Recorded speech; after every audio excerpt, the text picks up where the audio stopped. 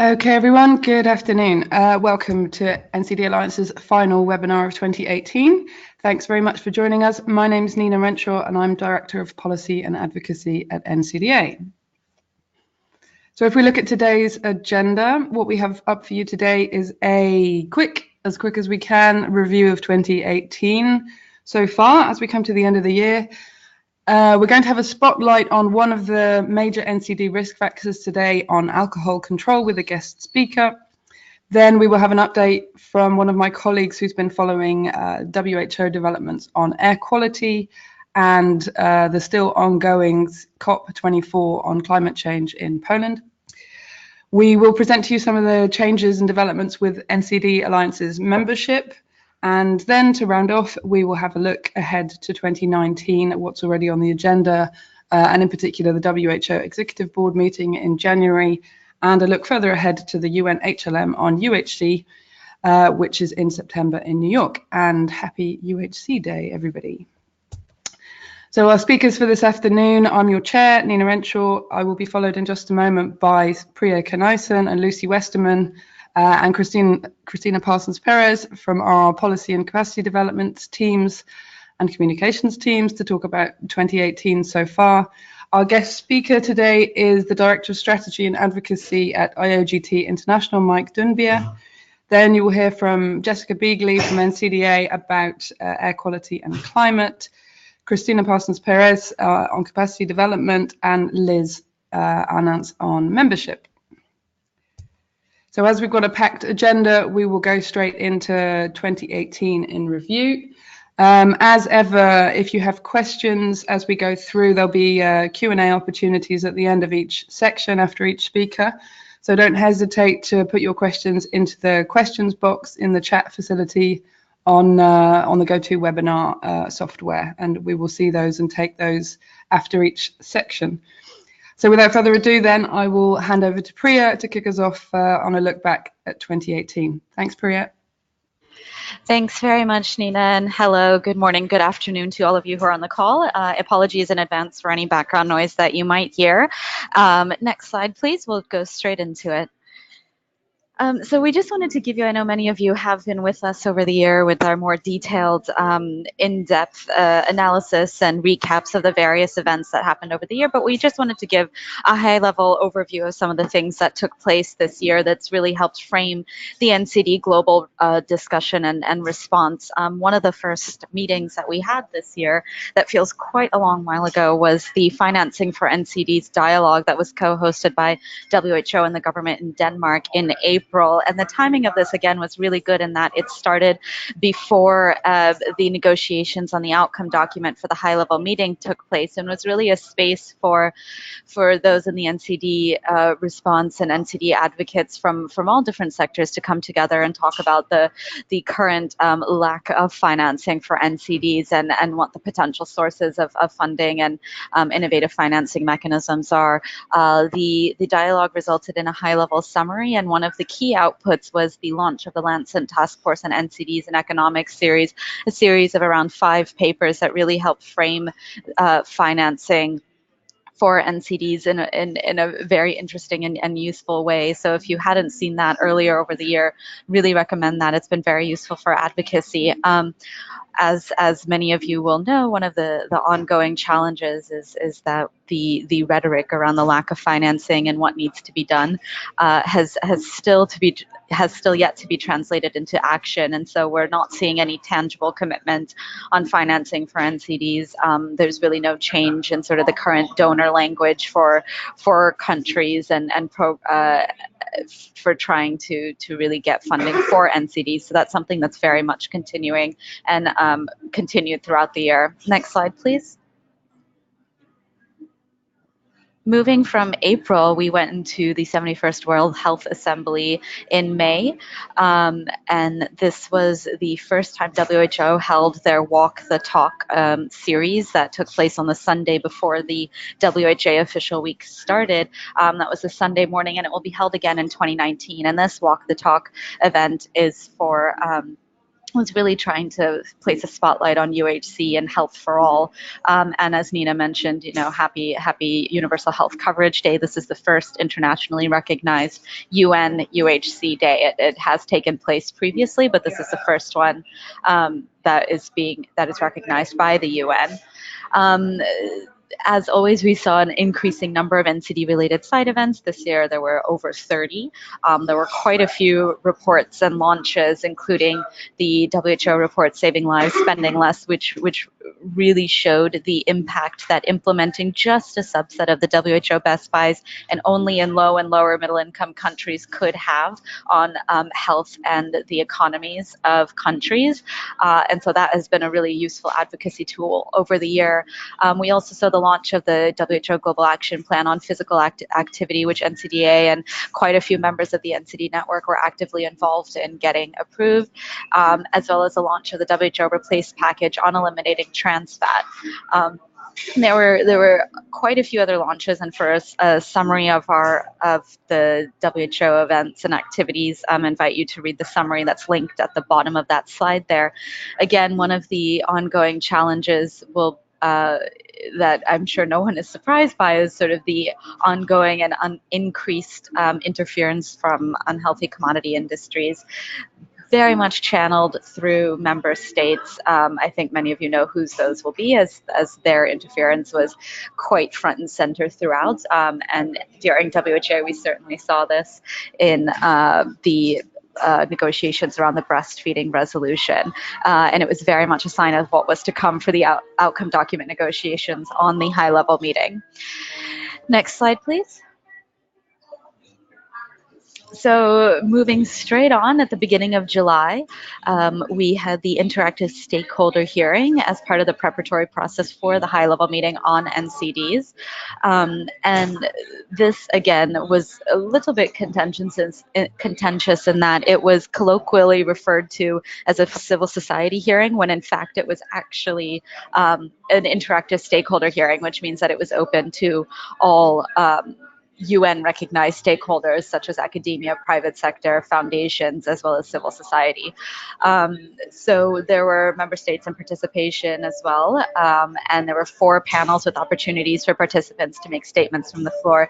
This was the first year that we really saw a lot of civil society in attendance, more so than in 2011 and 2014. There were over 300 people attending, and we were really pleased to see the NCD civil society movement out in force. Some of you may have seen the pictures of the Enough NCD advocates standing outside the UN with bright orange signs saying Enough NCDs, which was a really lovely way to start off the day and really drive home the point to member states that, NCD civil society is mobilized and here to stay.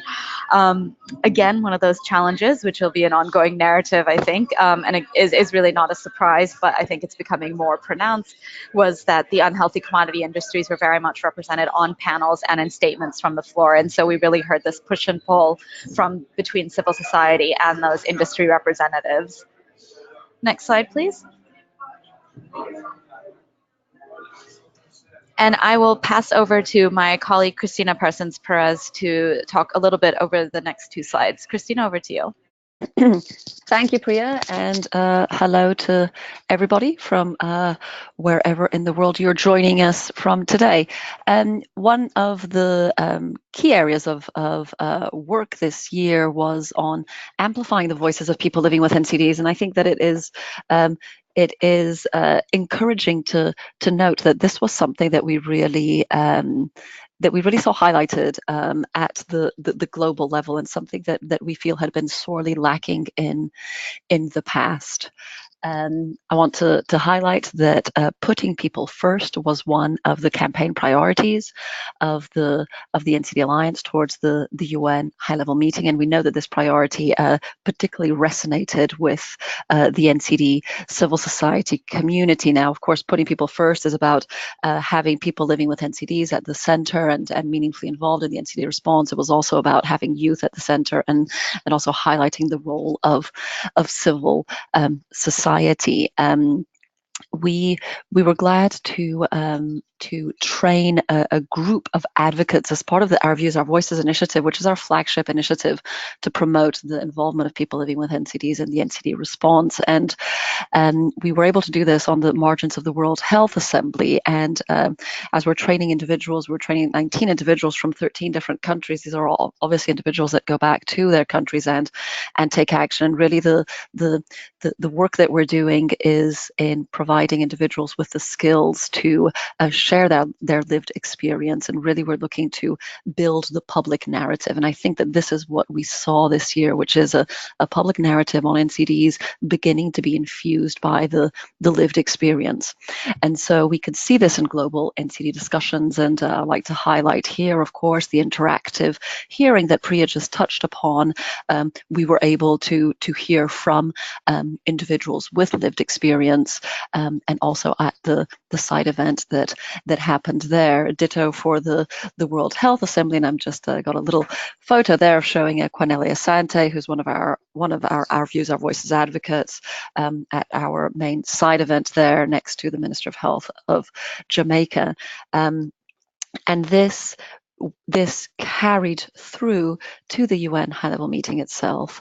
And I think that this was something that the community overall has highlighted. This is obviously the NCD Alliance has its own flagship initiative of Our Views, Our Voices, but this is the meaningful involvement is something much bigger than the NCD Alliance. And so it's really interesting to note how at the high-level meeting, so many different side events with different organizations involved were bringing individuals with lived experience to share that powerful reminder of why action is needed, and to highlight the community of practice on meaningful involvement of people living with NCDs that launched this year, that really served to help kind of unpack the concept of meaningful involvement and exchange knowledge on good practices, and discuss the different advocacy opportunities that were posed by the UN high-level meeting. And so we're seeing this change in the public narrative starting to happen at the global level.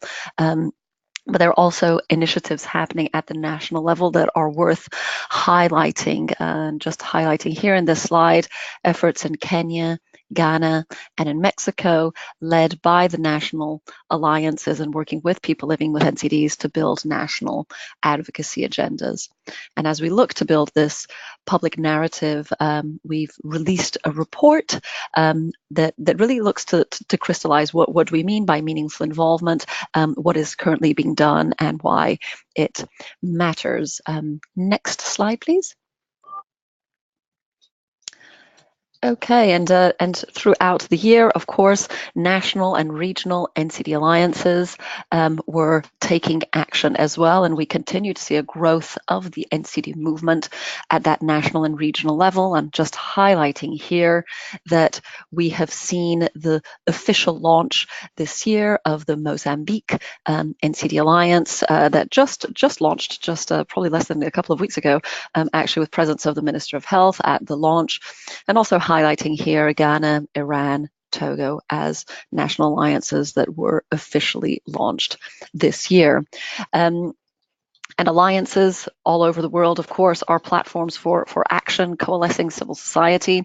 And the NCD Alliance has an initiative, the NCD Advocacy Institute, with a seed and an accelerator program. And we have been able to support and to nurture alliances in 13 different countries. Ghana and Mozambique, just mentioned, are a couple of those countries. But one example I wanted to highlight here was the work of in Mexico, of México Saludable, the national NCD alliance there, that worked, their advocacy work this year strongly focused around the presidential election. And they had a really interesting initiative which involved scrutinizing the platforms of the different candidates and scrutinizing them for the actions that they were proposing to take on health and in NCDs specifically. And what we saw, and also mobilizing the public around calling out the candidates on what they were doing or rather not doing. And it was interesting that we saw health not being discussed in the public debates of the presidential elections and being included after this advocacy work. Also highlighting here the work at the regional level, still in the Latin America region. The example highlighted here is of CLAS, the Healthy Latin America Coalition, who advocated on NCDs at the Summit of the Americas. And it was interesting how they used this as an opportunity to be highlighting the UN high-level meeting, calling on heads of state to attend, and they particularly focused on conflict of interest as the summit was looking specifically at the issue of corruption. And as we know, this has been a really fantastic year for mobilizing and coalescing as civil society at the global and regional national level around the UN high-level meeting.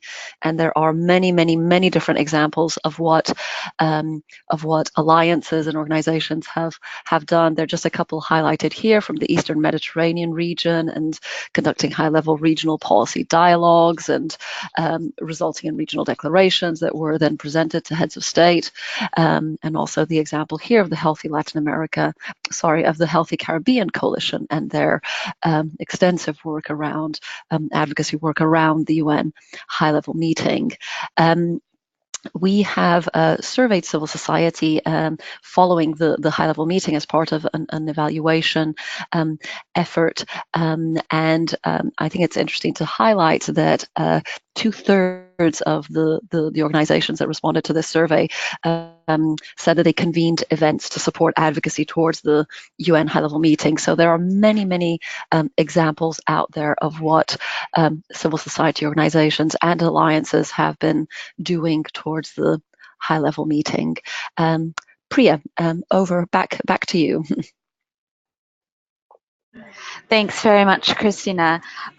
So on to one of the main events from this year that now feels ages away, was the third high-level meeting on NCDs. Obviously took place during the UN General Assembly High-Level Week, the Thursday. There was a political declaration adopted, and I should say, thanks very much to all of you who engaged in our consultations to arrive at the overarching 6 campaign priorities, who input into our overall priority recommended language and recommendations that we shared with member states, both in New York and Geneva. Those were very useful in terms of our advocacy on the ground. That was also used by national and regional alliances when taking back to their in-country representatives. As part of the lead up to the high-level meeting, you'll have seen that NCDA developed several civil society statements that we put out to media and on social media as well, many of which were open for sign on as part of the lead up to the high-level meeting, calling out some of the missing links, if you will, things around accountability, strong language on the WHO best buys, etc. But in terms of the outcomes, as you all will be aware, we've got agreement on the 5x5 response, which is really great to see inclusion of air pollution and mental health as part of the core NCD response. Civil society was certainly mobilized, as I mentioned before, and not to mention we've also seen sort of the rising political capital of universal health coverage, and it's important to note that when we talk UHC, we're talking coverage and not care. Coverage meaning that it should span the continuum of care across the life course, from health promotion and prevention to screening, diagnosis, treatment, palliation, and rehabilitation. Of course, some of the challenges that we saw were the lack of financial commitments to the NCD response. Again, that's something that we heard from April, where we were discussing sort of the gap in NCD financing and the lack of commitments. Again, the accountability and missing link. Many of you who were there would have noted as well the sort of limited space for civil society statements from the floor. Again, that was due to the sort of organization or lack thereof, if you will, from the UN Secretariat. Again, the unhealthy commodity industries were quite active throughout the negotiations, and we saw severely weakened language in the text. Again, the text of that political declaration on the WHO best buys and other recommended interventions. There was a lot of back and forth on that. And one of the biggest challenges is that we've got 7 years until the next high-level meeting in 2025. So we as civil society really need to work with other health sectors and really hold the government's feet to the fire and make sure those 7 years are not a period of procrastination. We did a post-HLM webinar that's got quite detailed analysis, and I think my background noise might be getting a bit much. So Nina, if it's all right, I'll hand over to you for the next slides. Sure, absolutely. Thank you, Priya. Yeah, some genuine New York City morning atmosphere from Priya. Sorry about that, everybody. So there were several key reports and studies that were launched during the UN General Assembly week at the end of September. One of the ones that we were very much involved with was the NCD Countdown 2030, which was together with the Lancet, UCL in London, and WHO, which is a look at how countries are doing towards the 2030 SDG target, SDG 3.4. At the same time, WHO also released their national country profiles, which is a massively interesting resource also for advocacy that looks at how far countries are away from the 2025 targets, and it looks at how many lives could be saved by 2025 if the full suite of best buys that are recommended by the WHO to tackle NCDs would be implemented. So really great resource. If you're not familiar with that, we really recommend getting into it for some national level stats. The next few are all on alcohol, so no doubt Mike will go into a bit more detail on those in his presentation. We were partners on Trouble Brewing, which is a report making the broader case for alcohol policy to tackle wider societal damage, so not only health damage, but also violence, road traffic deaths, and so on. And that's a really great read. WHO also launched an initiative on childhood cancer during that week. The Global Coalition for Circulatory Health, which includes some of our founders and members, including World Heart Federation, and WSO released a white paper on circulatory health, an event in New York as well. The WHO also took forward a report on taking action on childhood obesity. We launched our partnership with Resolve to eliminate trans fats, and the Healthy Caribbean Coalition, also one of our alliances, published their 10-year anniversary report. Next slide, please. What was actually very good news from New York was a greater focus on commercial determinants of health. So some of those big risk factors that we routinely talk about, as I said, we'll go into some more detail on alcohol in a moment. But the new one in terms of what's referred to as the 5x5 approach is air pollution as one of the main risk factors. And WHO communicated quite a lot in October around the first global air pollution summit, which they hosted in Geneva. Which was a fascinating event, and WHO's coverage there and press comments from Dr. Tedros very much focused on the death toll of air pollution being comparable to that of tobacco at around 7 million deaths worldwide every year. As Priya's already touched on, in the next slide, please, the healthy commodity industries were really out in force in the lead up to the high-level meeting and even during the high-level meeting, where the beer industry managed to host an event with some missions on site within the UN campus during the week on their role in advancing the SDGs, which we found quite remarkable. And I suppose quite damning of that final political declaration is some of the industries who then welcomed it and called it a bold declaration, such as Philip Morris. That tells us that we still have a way to go also to counter the influence of those industries. And with that, I will hand over to my colleague Lucy to talk to us about the Enough campaign and how our comms went through the year. Thanks, Lucy. Thank you, Nina and Priya. Yep, so most of the people on the call will be familiar with the Enough campaign, the first time we've run such a global advocacy and communications campaign through the NCD Alliance. And I just wanted to say again an enormous thank you to everybody who participated, contributed, engaged, and helped to really show that we're a very strong and mobilised movement around NCDs. And I'm sure that the ensuing action both on the ground and online, and also the media activity that related to Enough, both through the Week for Action and through various other campaign-related advocacy around the 6 campaign priorities, adapted and tailored priorities by alliances and members, were very well received, and as I said, we're very grateful. Just wanted to go back through to the champions and the voices of change. And again, some of you may have contributed to the voices of change, which will be continuing on in some form in 2019. And we'll also be looking at adapting and rerunning parts of the Champions program. One of the most exciting things that we did find this year was when Champions integrated Enough into their own messaging. So it resonated with them, as you saw there with Zuleka Mandela during the HighLevel meeting, and it was fantastic to see that it really didn't just resonate with us as an NCD community, but also more widely.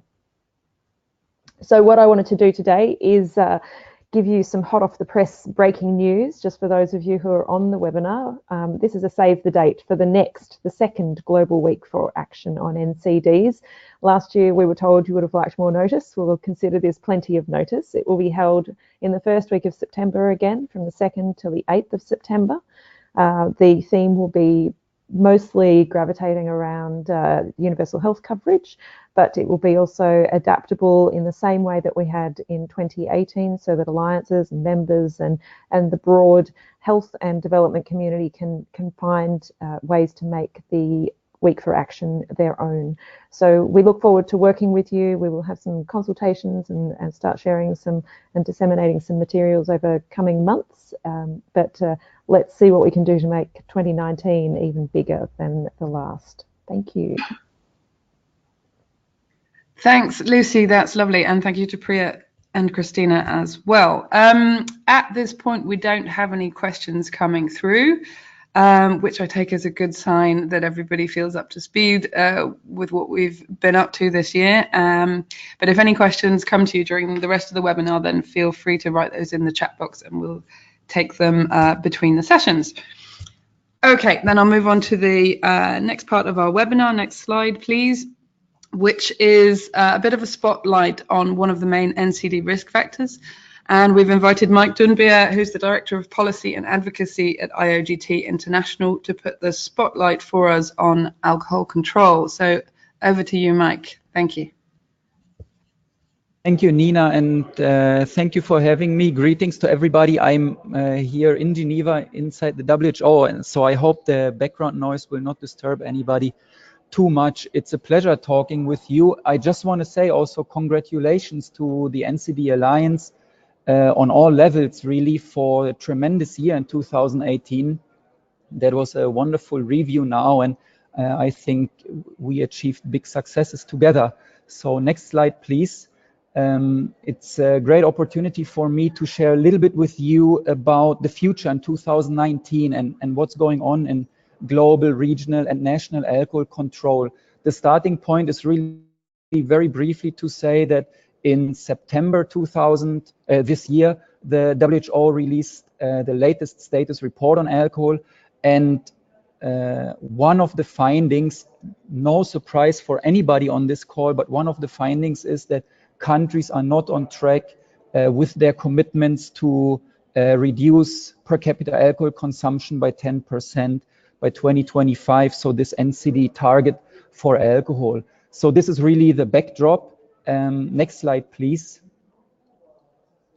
For what we need to do. So during the UN General Assembly and one day after the high-level meeting on NCDs this September, we were able to really put together and organize a side event on alcohol control. You can see all the speakers was really a high-level side event, and it really, I think, launched new momentum for alcohol control at the global level going forward. So countries talked about the need for cross-border and international collaboration. Countries actually explicitly praised WHO and highlighted the importance of the global alcohol strategy.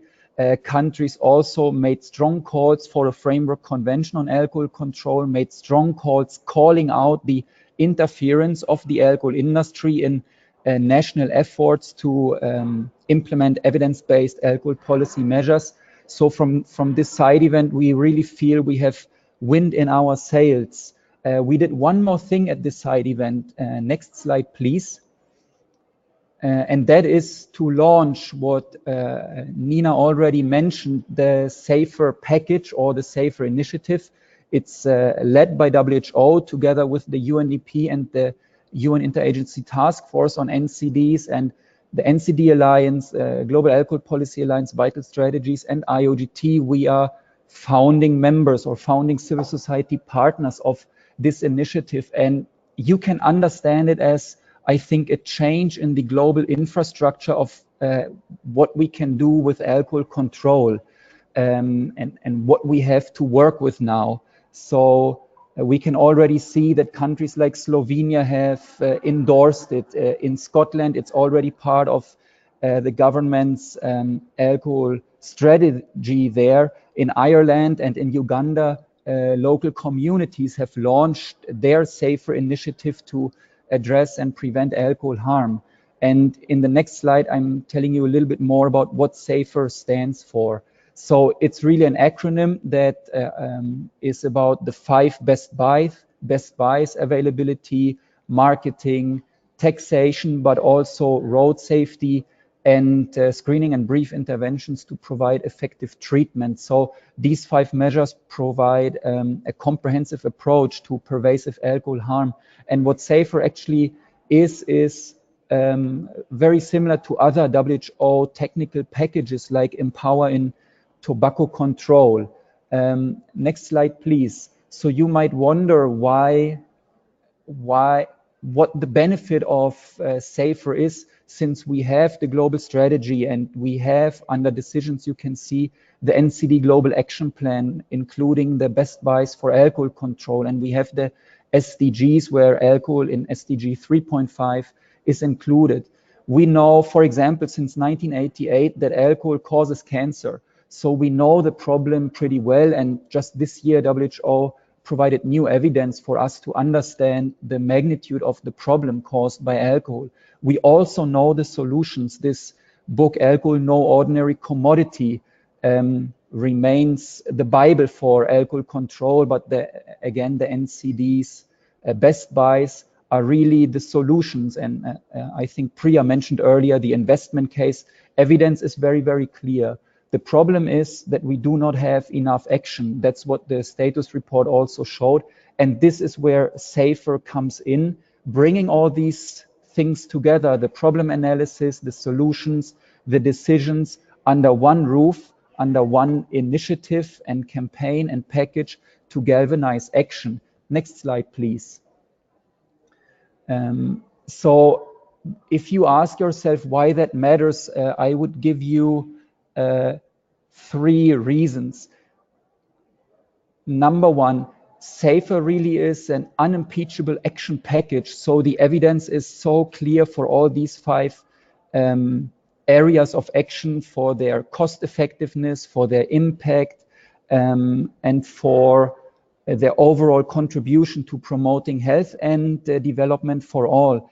Secondly, it's a global initiative, and this is where I think the national and the regional NCD alliances also come in, that we can take this in support of our governments, even local communities, as they are doing in Uganda and Ireland, to advance alcohol control initiatives. Thirdly, very important, it provides an opportunity to expose the alcohol industry, to curb interference of the alcohol industry, and to hopefully build a firewall for alcohol control, implementation and formulation against undue influence of the alcohol industry. And thirdly, what we did not have until now for alcohol control is it provides us with a narrative. So it provides us with the possibility, the opportunity to say that with alcohol control, we work to create safer childhoods, safer homes, safer public places where women and girls can feel much freer, safer roads where people are not victims of other people's harmful use of alcohol, and so on. So this is an important dimension of the whole SAFER initiative as well. Next slide, please. And so we want to use this now, this initiative and the new infrastructure to go towards 2020 actually. And you know, that's not next year, that's in 2 years. And 2020 is important in alcohol control because that's when the global alcohol strategy celebrates, hopefully we'll be celebrating its 10th anniversary. So we are already in 2019 looking towards making alcohol policy a crucial and standalone item in the WHO governing bodies to discuss, to take stock, and then hopefully to create ever more momentum for the next decade of action. Next slide, please.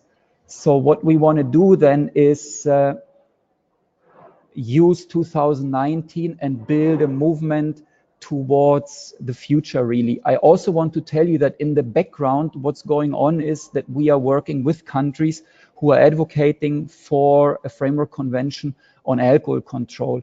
We see that the global strategy is not enough. We have made a detailed analysis of what the case actually is for the FCAC. Here you can see 4 good reasons, but we will not use 2019 in detail to advocate for a framework convention. We will talk about other things that I will show you shortly, but it's going on behind the scenes because we think if countries want it and if communities need it, then it's our role as a global movement to support this. So I just wanted to share this with you. Next slide, please. So to summarize what we do in one slide, it's really about making alcohol policy the priority it should be. On the global level, on the regional and on the national levels. So that means that the response of the WHO and the UN system and our governments should really be commensurate with the harm and the burden that alcohol is causing. And we are not there at all right now. So next slide, please. That's how we approach then 2019. We have 4 key priorities for advocacy messages. The first one I already told you. We believe that we can tailor it also for specific events and specific processes. So you can explain how alcohol should be a priority in the Sustainable Development Agenda and link it to specific SDGs, but you can also link it to universal health coverage and the high-level meeting that is coming up next September. We also address alcohol as an obstacle to development. That's very important. It adversely affects 13 of 17 SDGs, and that whole conversation is important, especially also on the regional and the national level. For us in 2019, alcohol taxation will be a very important priority. We will talk about that alcohol taxation is a triple win measure. It promotes health, it reduces alcohol consumption and alcohol-related harm, and it helps government raise much needed domestic resources for health promotion, for development promotion. And fourthly, it's so important to consistently expose the alcohol industry, bust their myths, curb their interference. I just had a conversation with delegates from Uruguay, and they told me a couple of things. They are meeting with the alcohol industry here and some of the myths that they are exposed to. So this is very important to do on national level, but also here in Geneva. Next slide, please. When it comes to our work at the World Health Assembly, I would also have loved to show you what we will do in New York at the UN there, but we'll focus on the WHO. We will go through the governing body structure, so to say, the EB that was already mentioned in January and the World Health Assembly in May, but also other processes going on, road safety issues, violence prevention issues, where we can see that the alcohol industry is using certain platforms to open up the WHO for financial contributions from the industry, for showing how much the industry claims they contribute to reducing alcohol problems. So it's very important for us to engage in all these platforms and conversations. Next slide, please. So for the global level, what is important for us building towards 2020 is that we build a coalition of member states that are championing alcohol control and really bringing together member states that are members of the executive board and that represent every WHO region. And here we want to be a social movement, and we work very closely with our members. We would be happy to involve the NCD community, you guys in the communities on country level, to really triangulate between Geneva and the capital to hold our governments accountable and slowly build that kind of momentum. So for us, it's, as I said already, alluded to, it's a little bit bigger than NCDs. It's also about women's health, adolescent health, violence, road safety. Next slide, please. On the regional level, I think the NCD community comes in even more. The regional committee meetings, we have to make a consistent effort, because I think in the WHO reform process, more power is given to the country offices and to the regional offices. So they are looking for innovative approaches for how you can prevent alcohol harm and what is going on in countries. And I have just listed also a few countries where we are already working together with the NCD community and where we know that alcohol control initiatives will come up and are going on, like Vietnam and Ghana and Kenya, for example. Next slide, please. So our core tasks, to summarize this for 2019 and 2020, is really to build a coalition of countries and a movement from the community to the global level, so that we have momentum to make alcohol policy the priority it should be in 2020. But in the meantime, we want to empower countries to address alcohol policy issues much more vigorously in their statements and in their interventions in the negotiations of different resolutions. So for example, the NCD resolution, there will be a paragraph included in the draft decision on NCDs regarding alcohol, and then together we need to curb the alcohol industries. So those three are our core tasks for 2019 and going forward. Next slide, please. So I have mentioned this already. In the end, it's now a period of holding our governments accountable for what they discuss and agree on global level, and really making sure that they implement this into national action. So we also work very closely with our members to report back what their governments are saying and what they are committing to on global level, so that they can strengthen their case for local advocacy and national advocacy back at home. Next slide, please. So I want to wrap up by just showing you a little bit of the inspiration, the tools that you have. This is really an invitation for you to work ever closer together with us. We are very thankful and happy for the collaboration with the NCD Alliance. Next slide, please. One of the tools for inspiration that we have is what Nina already mentioned, the Trouble Brewing report. It provides you with an easy overview over the latest evidence. It provides you with talking points, so it makes it very easy for you to arrange meetings and start talking about alcohol as a risk factor for NCDs. Next slide, please. We also have a booklet that we are updating as we speak about alcohol as an obstacle to development. So if that is relevant in some of the contexts we know in sub-Saharan Africa, this is very popular. I'd be happy to share that with you. And next slide, please.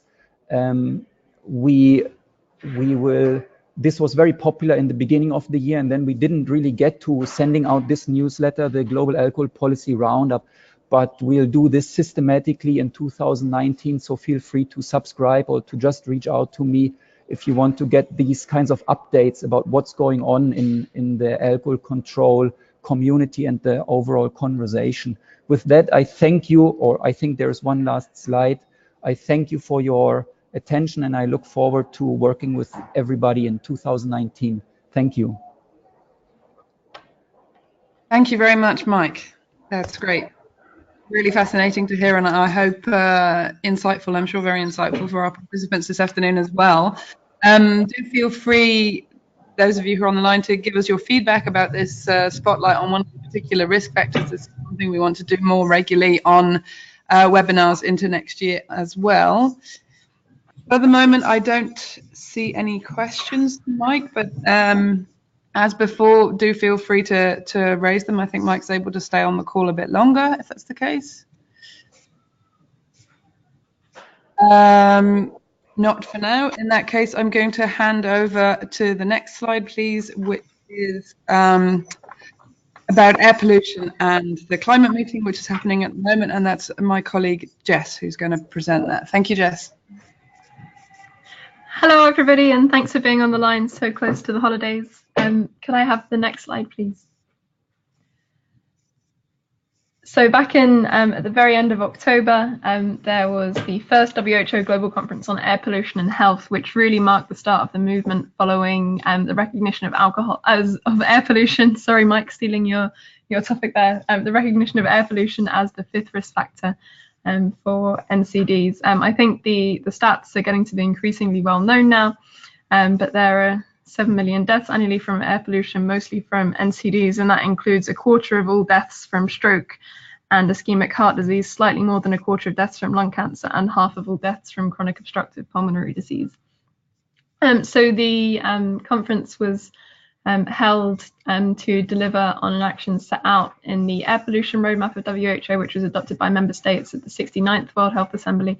And if you're especially interested, then you can tune in at that link and listen to the sessions, which are all online, the same as they are for the Executive Board and the World Health Assemblies. Next slide, please.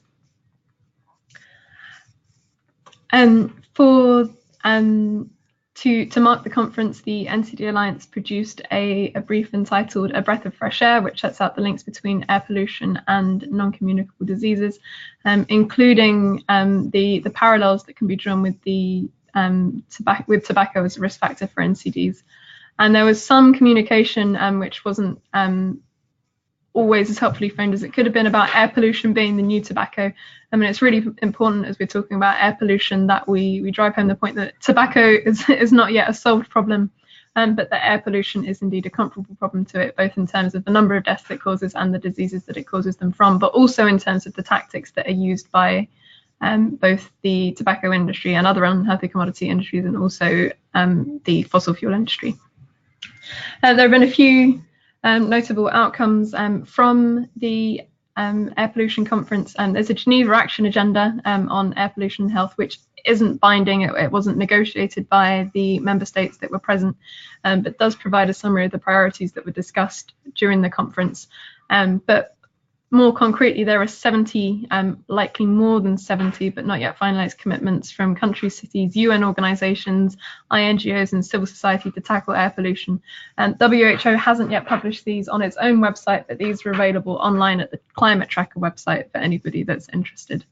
And we also had a piece published in the BMJ along with UNDP on the implications of the recognition of air pollution as a 5th risk factor for NCDs. And this is really notable in the way that it helps to shift the dialogue in the NCD response around away from blaming individuals and looking more towards the upstream drivers that are responsible for the global burden of NCDs, including those that are linked to the industry. Next slide, please. Switching from Geneva and the WHO conference on air pollution to the COP that was held in Katowice in Poland last week. Just to give a bit of the bigger picture background on what was discussed at COP24, negotiations were centered on the discussion of something called the Paris Rulebook, which is really about the implementation guidelines of the Paris Agreement, which was adopted back in 2015 at COP21. And the central aim of the Paris Agreement, as many people will remember from national news, even if not from the NCD responses, to keep global temperature rises well below 2 degrees C above pre-industrial levels, and ideally even lower, within 1.5 degrees, recognizing that even 2 degrees Celsius is going to have serious implications for human and planetary health. And you can see at the bottom of this slide which countries are on track to contributing to different levels of global temperature rise. And it doesn't look good. The Paris Agreement also requested each country to outline and communicate commitments post 2020, and these are called nationally determined contributions, which have the acronym of NDCs and can unhelpfully lead to climate advocates assuming the NCD Alliance knows a whole lot more about climate policy than it actually does, but also that it can't spell its own name. So definitely a communications challenge there in general. Within the negotiation of the Paris Rulebook itself, there have been really hot topics, including negotiations around financing. So back in 2015, high-income countries committed to scale up climate financing to lower middle-income countries to $100 billion a year by 2020.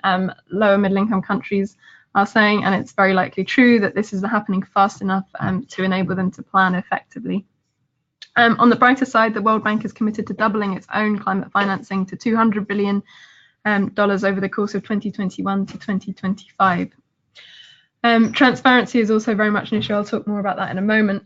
But some really disappointing news is that human rights, which were really well featured in the Paris Agreement itself, have been taken out of the draft text for the Paris Rulebook. This obviously doesn't mean that human rights are no longer applicable, since most countries have ratified human rights treaties, but really shows the underlying tone and challenges within the negotiations.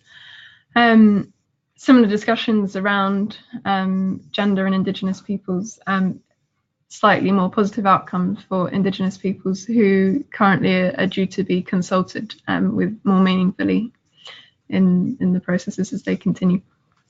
Next slide, please. In terms of how health has been featured in the dialogue at COP24,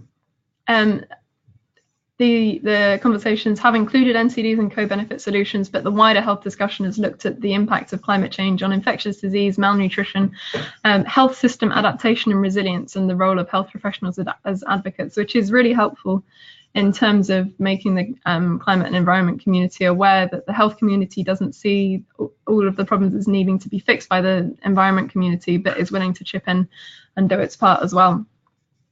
Just to flag a few reports that came out in the lead up to the conference and at the conference itself. The IPCC produced a dedicated report on the health impacts of climate change, which is really excellent given the respect that the IPCC has, noting that the lower we keep temperature rises, the better it's going to be for human as well as planetary health. But that even temperature rises of 0.5 degree do have serious implications. The 2018 report of the Lancet Countdown on Health and Climate Change, which comes out every year, highlights 10 recommendations for action, which I'd really encourage you to check out, as well as making the health arguments relevant in economic terms.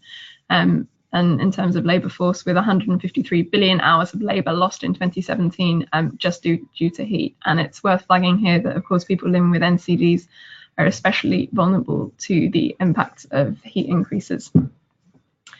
WHO led development of a special report for COP24 on health and climate change, highlighting the message that meeting the targets of the Paris Agreement would be expected to save over 1 million lives a year from air pollution alone, so not even taking into account heat temperature increases, the effect on agriculture and nutrition, and that the value of health gains will be more than double the cost of the policies, and once again even more beneficial the lower we keep temperature rises, with possibilities of yields for with savings of $2.31 trillion in China and $8.4 trillion in India. Along with the Global Climate and Health Alliance, we collaborated with a joint briefing to UNFCCC negotiators on incorporating health into climate discussions, which flagged some of the points in those above reports. And it's really useful here to just spread the word on the fact that the people that negotiate the UNFCCC really aren't our usual contacts in the health world. It's very heavy representation from ministries of environment, understandably, very limited representation from ministries of health, which would be something that would be great to see increase in the following years, but equally limited attendance by New York and Geneva missions, who are people that we'd often be reaching out to ensure that our priorities are represented in these negotiation processes. Something that did strike me at the COP was that there are lots of instances, and was agreed by the broader health community that was present, is that many of the events exemplified the criticism of the health community talking to itself. There's still a need to mainstream health within climate discussions, but also to make sure that we're bringing other sectors into the discussions that we as the health community are having ourselves. Next slide, please.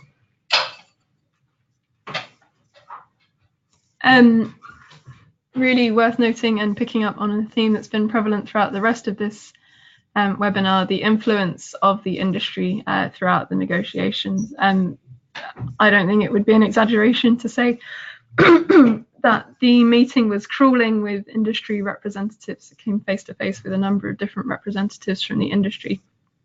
And it's just such a different space from what we see in, for example, tobacco control. COP24's first corporate sponsor was the EU's largest producer of coking coal, who said that the partnership would guarantee the company's active participation in the event and the possibility of promoting pro-ecological changes in the mining sector. I don't think anybody needs the language in that unpacking. The US also held a side event on new fossil fuel technologies, and there's public record, both in terms of video and wider media coverage of senior advisors saying that the US strongly believes no country should have to sacrifice economic prosperity or economic security in pursuit of environmental sustainability. And there were similar things from other member states in their own side events, including Saudi Arabia. And there's wider evidence of parallel tactics being used by the fossil fuel industry and that pull from those used by big tobacco, big alcohol, and big sugar. There were protests by civil society both inside the COP24 venue. That photo there on the right is a demonstration that took place inside the US side event before it kicked off. And just really important to emphasize that such valuable lessons can be learned from the NCD response and how the NCD community is mobilized against other big industries. And NCDA released a press release yesterday, expanding a little bit more on that. And that's everything that I've got to say, unless there's any questions, which there don't seem to be. Thanks, everybody. Thank you very much, Jess. Appreciate that this is probably the first time we've talked about climate in a while, and we've recently been talking quite a lot about air pollution, so possibly this is new information. So if you do have questions that come up later, then feel free to contact Jess or myself directly. No problem. I find it really striking how a lot of the challenges that the climate movement especially are facing are exactly the same as the biggest challenges that are facing the NCD movement, in that we're looking at financing, accountability and transparency, so governance, and then human rights and different aspects of human rights challenges, gender, indigenous peoples, and then of course maybe even more pronounced than what we've been dealing with, but that interference from harmful industries. I think there seems to be a lot that we could learn from them, and maybe we have something to offer that movement to learn from some of the NCD successes that we've had over the years as well. So anyway, thank you very much, Jess. Really good stuff. Next up is a few slides from my colleague Liz on NCDA membership. Thanks very much. Hello, everyone. Thanks, Nina. I see many of you who are already familiarized with our membership model, but we thought this would be very relevant to be addressed during today's webinar, given that this is the last webinar of the year, and we will start restricting access to webinars from January 2019. If I could have next slide, please. In 2017, we became an NGO, a registered NGO, with substantial changes in governance and opening up membership to organizations who would be interested in actively and formally engaging with us without having to engage in formal partnerships with key deliverables, but still be part of our governance and leadership, not just as members because they would have a vote in the General Assembly, but also being potentially part of our leadership, as members have the potential of having representatives in the board and presidency of NCDA. This is the membership model allows us to unite the NCD community and have a stronger single voice at global level, but also support national and regional efforts of all our members.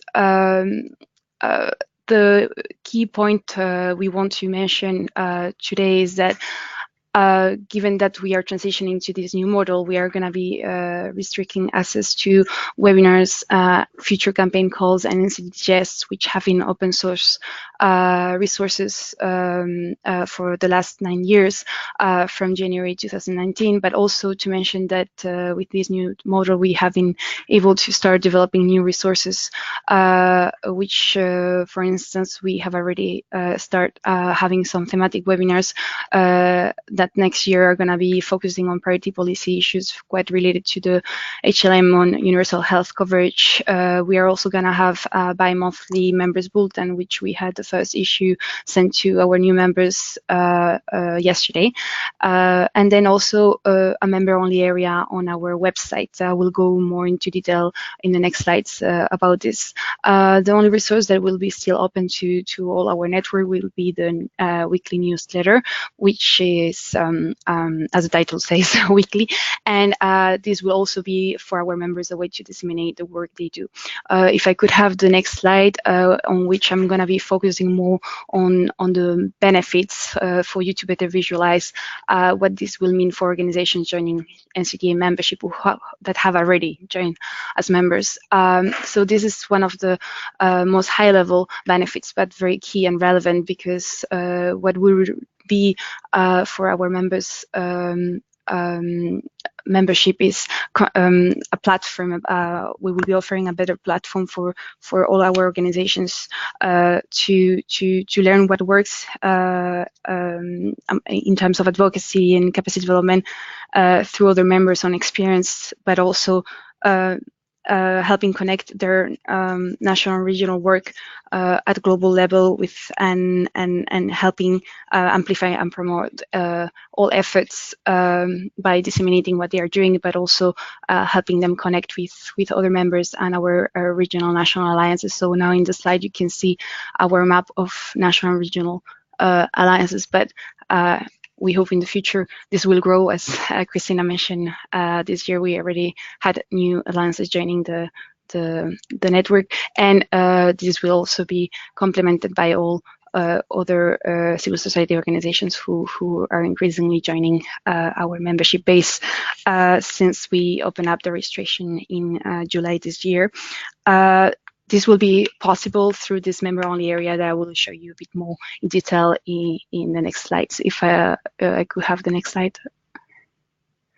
So another very important thing is the potential of connecting with our broader network with experts from all backgrounds, regions, and also sectors, not just the health sector, but development sector, education sector, environmental sector, as very relevant, as highlighted by Jess, and also to say that our next forum will take place in early 2020, and as members, they will get invitations to the forum. As some of you may be a bit familiarized with format of these forums, is much more intimate than a congress, and sessions are workshop style, and so our members will have the chance to get invited and participate in these sessions. Also, members will get other invitation-only attendance to other invitation-only events, and our advocacy briefings prior to relevant events such as the World Health Assembly and HLMs during Yunga Week. Another big feature of membership would be the fact that our members will be able to share their experience and work and, as mentioned, efforts at international, national, regional level through our channels, for instance, through regular webinars, and also allow them through directory to connect with the broader network and alliances. Next slide, please. And another very important benefit of membership will be the fact that members will be able to increase their organizational capacity and also visibility via participation in online and face-to-face training opportunities. So, for instance, what we are doing right now, webinars on updates in terms of our advocacy and campaign efforts, but also thematic update webinars as we are starting to plan for next year, and also invitation to country trainings for the countries where we will be organizing meetings next year. Another important feature is the fact that we want our network to really be able to share what they do, not just with the NCD community, but with the broader health and development communities, and that way we will try to promote their efforts as much as possible through our channels on our website, such as blogs, news stories, but also through our social media and other resources that and publications that we have. Another important thing to mention is the web pages that we have for each member on our website, and that it will be linked to the directory, in which you can see an example on the right from UCC, the Union for International Cancer Control. And as you can see here, you will be able to promote information about who you are, who you're doing currently, how to contact you through your address and social media credentials, but also a way to promote your own work and update it constantly through the member-only area, which I will show you in a little bit. If I could have next slide. Okay. And then another one of the key points is access to key information and resources, as mentioned at the beginning. Since we are restricting access to resources to NCDA members, members will be able, in order to receive regular snapshots of information on NCDs through not just the webinars, but the NCDs, the newsletter, and as mentioned, via the NCDA members Vulta, which is bi-monthly. And here you can see a sample of the issue we sent yesterday.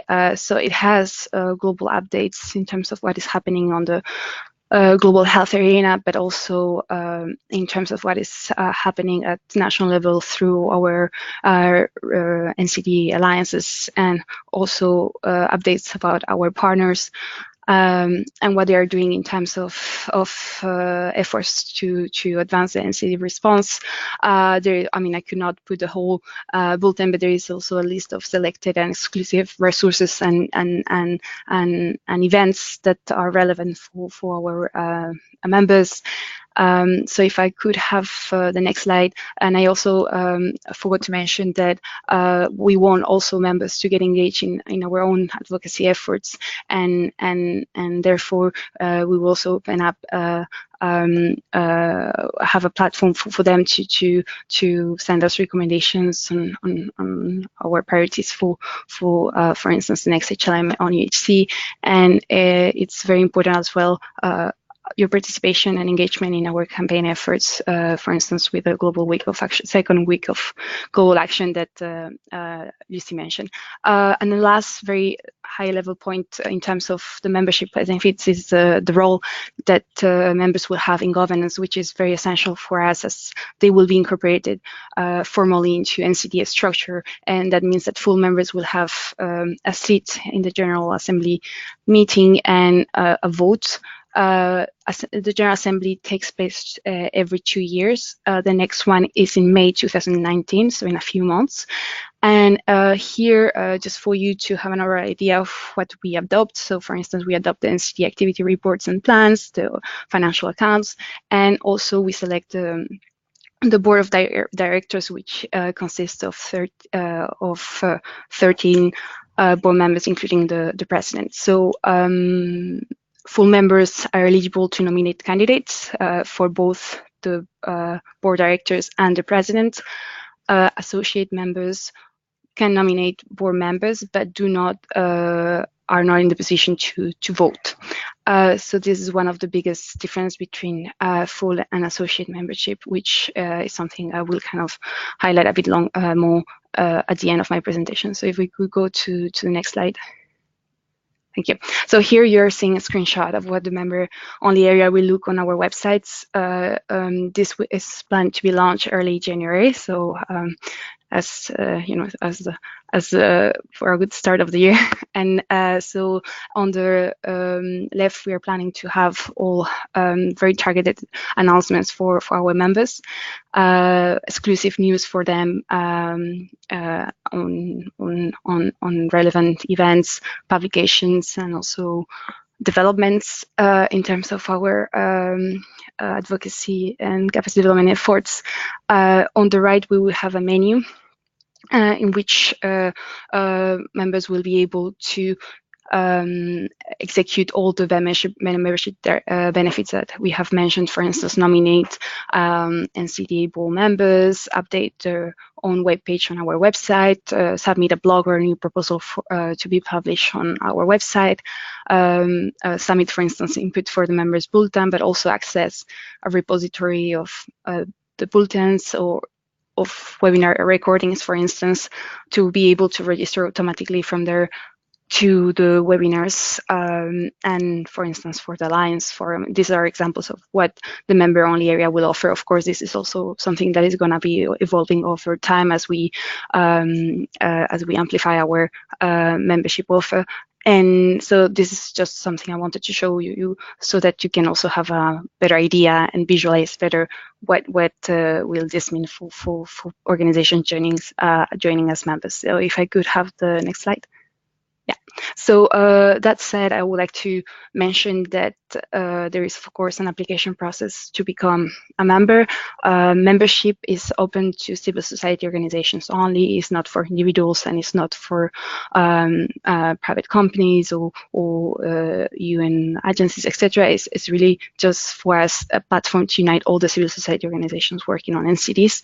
And applications must be reviewed upon membership criteria. This means that there is an approval process with the NCDA board, and membership applications may take up to 6 weeks. So given that we are restricting access to our webinars, for instance, from January 2019, I would encourage you to apply as soon as possible so that it doesn't delay your access to such resources for next year.